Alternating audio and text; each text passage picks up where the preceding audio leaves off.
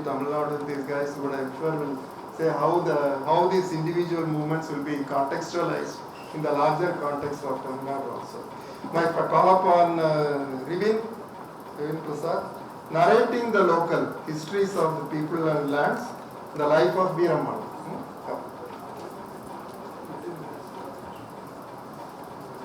Good afternoon, ladies and gentlemen. My name is Riwin Prasath. I am from Madras University, English literature student. So today I am going to narrate about a local reformer woman. And today it's very important to read about her history because she is from a Dalit community. Since she is an unspoken subject till today, I am going to reveal about her real face. Understanding caste discourses is only possible through education. This statement was put by Veeramal.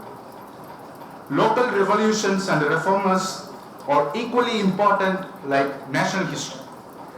India has an ideology that Kamarajar, Muthulakshmi Reddy and other educationalists are pioneered for the development of education in India.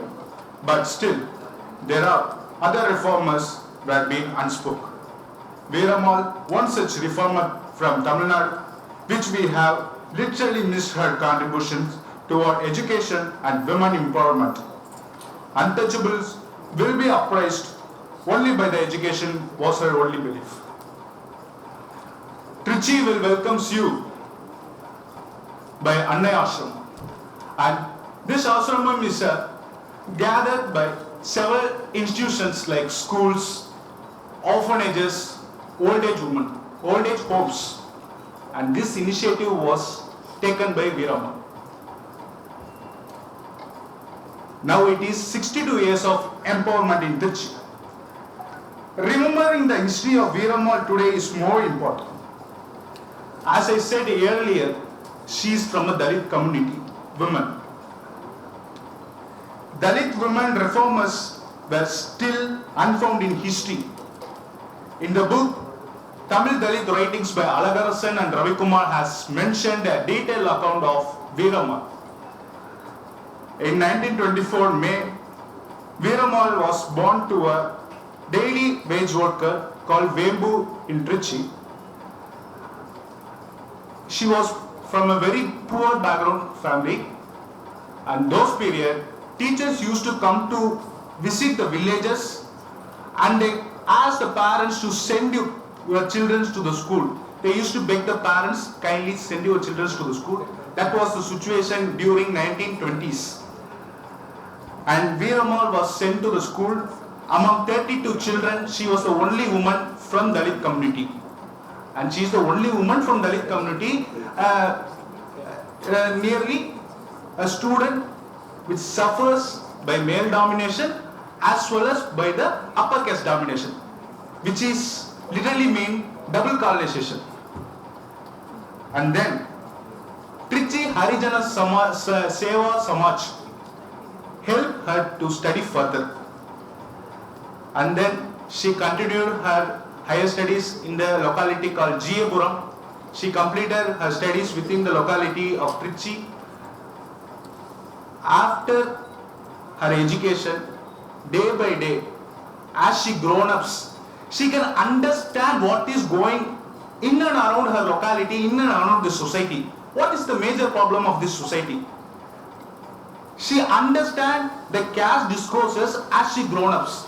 Day by day, as she grown up, she can understand the caste discourses day by day. And then there she has a chance to speak in All India Radio, Trichy.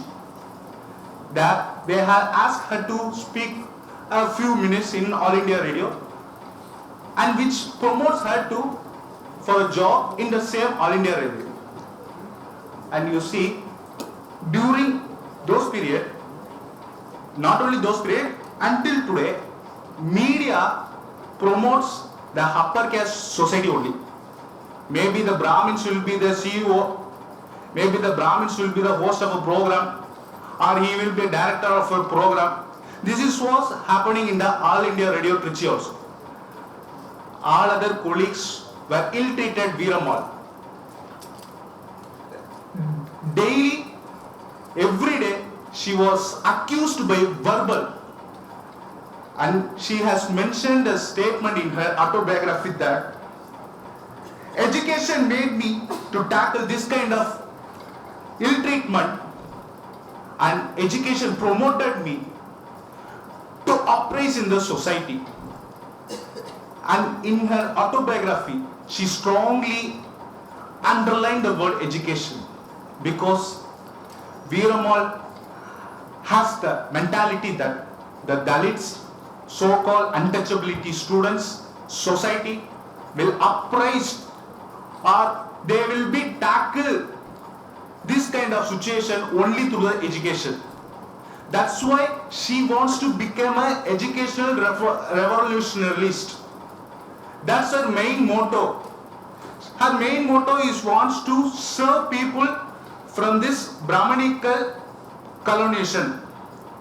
And then due to unhappy situation in her marital life, she leaves her husband at the age of 24. At the age of 24, she has 2 children with her 7 years sister-in-law. You can see the pathetic situation of Veeramal. Though she left her husband, she stayed all alone. And her major motive was to start a school. Initially, she started a school with a few students at her home itself. She searched for places. Due to financial weakness, she can't get a single ground or even a small space for constructing a school. So she started a school in her home itself. After that, she was very much attracted towards Periyar's words and Periyar's conversation. Whenever Periyar used to visit Trichy, she used to go and visit Periyar and speak about what is happening in and around Trichy and in and around the locality. The major causes for these problems for Dalits. She used to discuss the problems about Dalits and the occupation what the Dalits were doing in her locality. What are the occupations Dalits doing in her locality? They used to clean streets, toilets, and the students from Dalit family were not promoted to schools. They were uneducated till now. So she used to write letter continuously. But then she has a mental thought that if she keep on visiting Periyar and in between she has some touch with Congress, she has that mentality. If we keep on have this conversation with these political parties or political leaders, our institution may get some influence with political parties, and later it may comes under political institution. Later it may, the domains will be the politicians. What the level it will be. She has the concerns that my institution should not be undertaken by any political parties or any political leaders. So she dropped herself from the involvement towards political parties and political leaders. Then here we have to notice a very important situation for Veeramal. Now she is all alone, no family members, only 2 children, no place to teach. There comes Kamachi. She is from a nearby home, a nearby town. She comes. She joins with Veeramal. How she comes means, I don't have place to sleep. I don't have home, family, nothing I am having. Please take care of me. She comes and begs to Veeramal. So these 2 ladies are the major reason for this initiation of Annaya Ashramam in Trichy. After Kamachi comes and joins with Veeramal, they both have planned to introduce an organization for women, especially for Dalit women. So they started in the year of 1954. They started Scheduled Caste Women Welfare Association, and this initially they collected few amounts from in and around the locality, and they gathered a few Dalit women. They explained what is happening for them, and they also explain what is women empowerment and especially how Dalit women were colonized by male chauvinism and also by the Brahmanical chauvinism. Then they started this scheduled caste Women Welfare Association. Eventually she was until this scheduled caste Women Welfare Association was initiated, she was with the touch of Congress.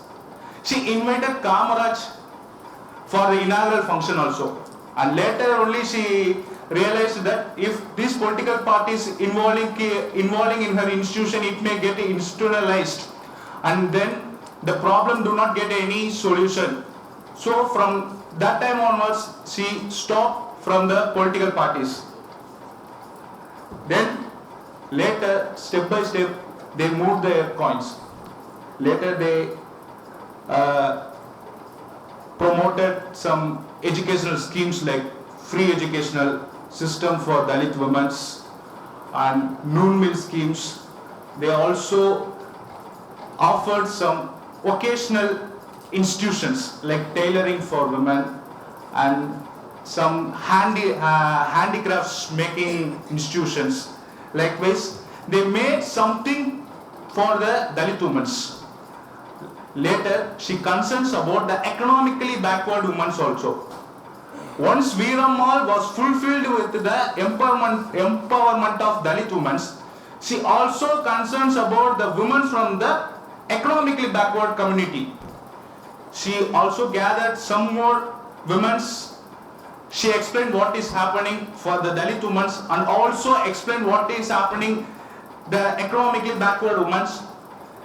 Then the institution started to grow up, and while she was working in All India Radio, there one woman, her name is Satyabama. She is a senior staff of Veeramal. She joins with Veeramal, and though Satyabama is from upper caste, she joins with Veeramal in order to give liberation to the women. She wants to support from her side. Satyabama was also a main pillar for this ashramam because she collected more and more donations from the other countries. Apart from India, she collected from Australia, Malaysia and Tamils. She has collected nearly 10 lakhs for this ashramam. Then in her autobiography, she has mentioned Veerasamy. Veerasamy is a prominent local reformer which nobody knows. Veerasamy was very much closer to Periyar. And Veerasamy, whenever he used to visit some small villages, he used to go to Dalit family and he used to visit Dalit families and their children. And one particular time, when Veerasamy goes to her place, her native Jiyapuram, he came to know that Veeramal, a small girl, she is studying SSLC. Then Veerasamy goes and visit Veeramal. From that time onwards, Veerasamy becomes brother to Veeramal. In her autobiography, she has mentioned in several places that Veerasamy, my brother, who enriched my skills and he promoted me and he encouraged me to further reform. And Veeramal efforts later turned into a huge institution. Today, there are nearly 21 institutions, collectively schools, orphanages and old age homes were there in Trichy. And the beauty is, till today, these institutions were undertaken by women. And initially it was started by Dalit women and for Dalit welfare, but later the non-Dalits started to support Veeramal in a huge level, and till today non-Dalits also supporting this institution.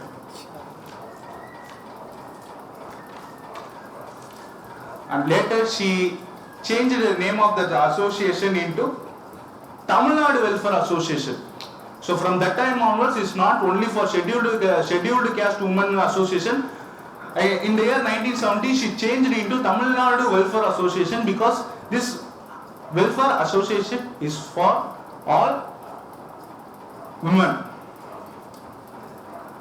And I want to speak why this history was still unspoken and unhidden. We know Subhash Chandra Bose, Netaji, Gandhiji, and several other revolutionaries. But in Tamil Nadu, even the Tamil peoples do not know who is Umar Farooq, who is Ponnuthai, who is Paurnami Kuppusamy, George Joseph, Kakkan, Keela Venmani, Amal Raj. Who are they? They are local reformers, but still today they are unspoken. There comes a doubt whether history failed or the people failed. As Sarah said, this stereotype views is also applied over here. These upper caste people, the dominating society, changed the history according to their favors. That's why this history speaks the victorious and the historical representatives like Rajaraja Cholan, but it fails to speak the lands were occupied by Rajaraja Cholan during his period. There comes from a stereotypic view. And I want to conclude with a small line that caste discourses is not a historical, rather it is a prehistorical. Since it is a prehistorical, Brahmins constructed Puranas. Without this prehistorical, Puranas cannot be made. From there only Prajapati comes. And to conclude the entire session, local reformations are much more important. Regional revolutions are much more important, because in India, students who are learning history, geography were taught only by national leaders, not the local leaders. Thank you.